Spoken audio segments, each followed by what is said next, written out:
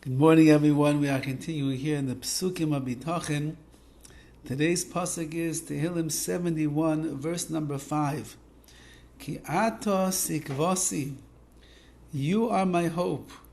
Hashem Elokim, you are my hope. God Elokim. Miftachi minurai, you have been my security since my youth. Dovid HaMelech over here is saying in a very important lesson, as always, and that is that when he was a young man, he was very misunderstood by everyone. Even his own father and his brothers rejected Dovid HaMelech when Shmuel HaNavi came to say that Dovid was going to be the king. Everybody scoffed. How could it be the youngest, the little red-haired boy, the one who was the shepherd out there in the field with the sheep and the other animals, he's the one that's going to become the king of Klal Yisrael? He was shunned. However, it was all part of HaKadosh Baruch Hu's divine plan. Why? Because HaKadosh Baruch Hu was showing Dovid HaMelech, there is no one that you can take security in. There is no one that you can trust in. Even from a young age, Dovid had to learn that the only one that you can trust in is the Ribbono Shel Olam himself. He will save you from your family, from your brothers, from the critics, from the heretics, from everyone that is against you. And that's perhaps why it says over here, Ki ata sikvasi, you are my hope, which means you are always my hope, Hashem. Hashem Elokim. There are two ways to look at HaKadosh Baruch Hu. There's Hashem, who is the God of mercy. He's the God of Rachamim, where Hashem has compassion on us. Of course, that is the one that we believe in, and that is the one that we trust in, that He is going to be our security. But there's also the God Elokim, which is the God of justice and judgment, which sometimes the decrees are very harsh upon us. But even there, says Dovid HaMelech, in you, Hashem Elokim, in the God of mercy, and when you are the God of judgment and justice, I realize that you are my hope and you are my security. And it's been like that minurai since my very youth, since I was a child.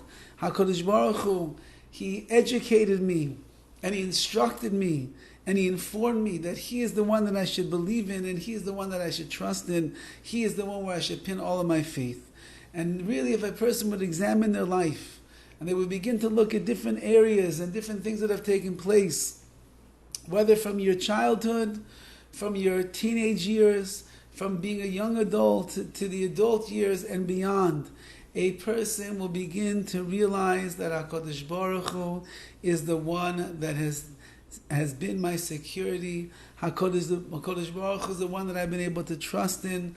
Hashem is the one that I've been able to learn from all of these years, because He is protecting me and holding on to me and keeping me safe. And therefore, says Dovid HaMelech, that's what you need to know, that the security that he found in his life is exclusively from HaKadosh Baruch Hu, and not from the men, not from the people that I can trust around me. I'll just share with you a little story that took place this last Friday in Shabbos. We were supposed to make a Sheva Brachas this coming Wednesday for a wonderful chassan in Kala. And as my wife was baking her chalas for Shabbos, she said, you know what? While I have the dough rising, let me make enough rolls for the Sheva Brachas for Wednesday coming up. I'll put them in the freezer. We'll take them out on Wednesday. They'll be fresh. And so she made approximately 40 rolls for the up-and-coming Sheva Brachas. She prepared them. She put them into the Ziploc bags, and they went into the freezer.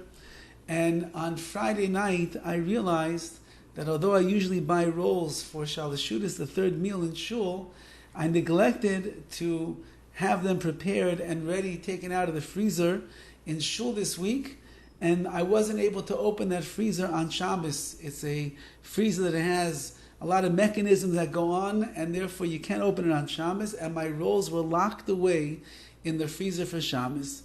So I remembered my wife baked 40 rolls for Shabbos, for the Sheva Brachas.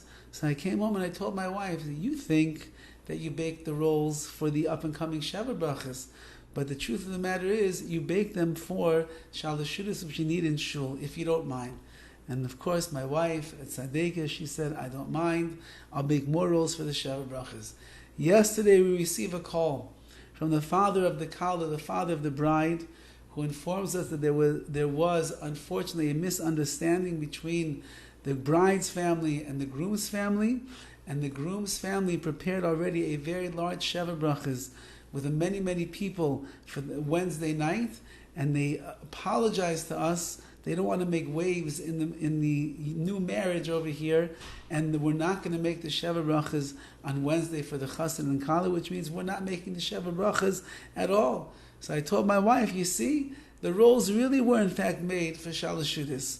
Says Dovid HaMelech, if you think about it and you look at your life and you examine the way that things work out, you'll realize how HaKadosh Baruch Hu is your security, how HaKadosh Baruch Hu is our hope. He even allows us to bake the challah rolls when they're needed the most, because HaKadosh Baruch Hu takes care of everything. Have a wonderful day.